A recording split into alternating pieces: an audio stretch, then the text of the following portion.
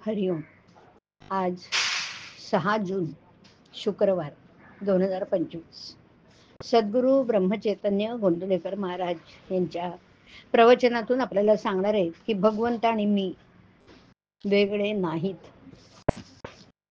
समुद्राचा फेस खरा आहे असं वाटलं तरी त्याच्या खाली पाणीच असतं.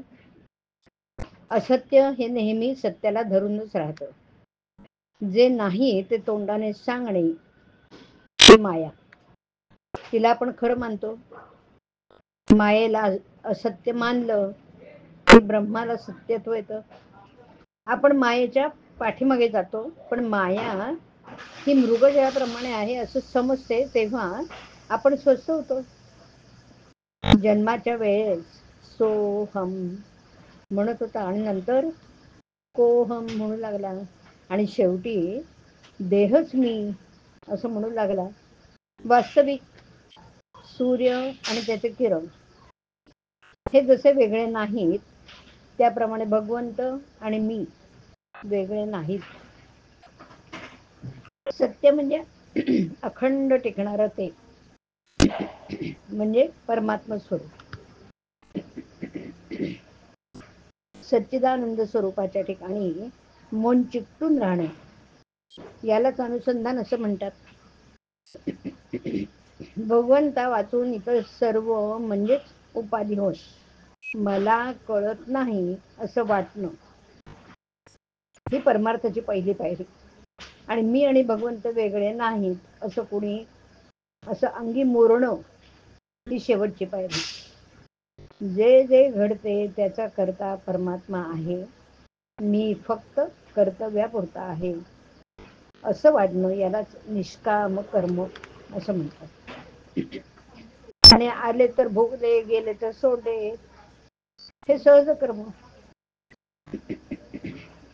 दोष बाधू नयेत अशा रीतीने केलेलं कर्म ते ज्ञानयुक्त कर्म. आणि ईश्वराच्या स्मरणात केलेलं कर्म त्याला निरासक्त कर्म असं म्हणतात. अमुकच फळ मला मिळावं ही वृत्ती सोडणं याचं नाव निरासक्ती. विषयांची विरक्ती झाली की त्याला ज्ञान झालं असं म्हणतात. थोडक्यात म्हणजे जे कर्म बंधनाला कारण होते ते अज्ञान आणि जे मोक्षाला कारण होते ते ज्ञान.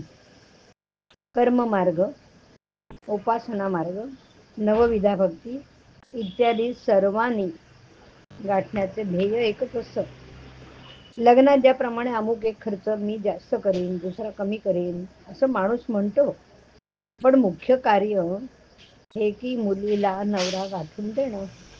त्याप्रमाणे भगवंताची भेट होणं हे मुख्य आहे ना.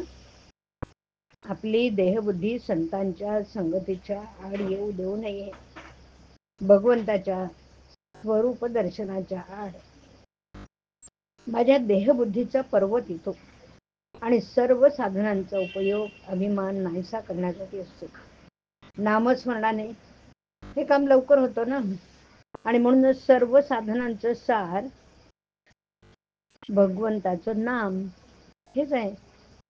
तेच आपण श्रद्धापूर्वक घ्यावं, भगवंताशी एकरूप व्हावं.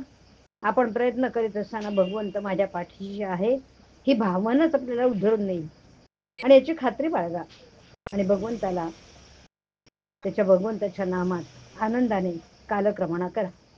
आज तुम्हाला जेवढा वेळ रिकामा मिळतो तेवढा सगळा भगवंताच्या नामात घालवण्याचा प्रयत्न करा. हरिओम.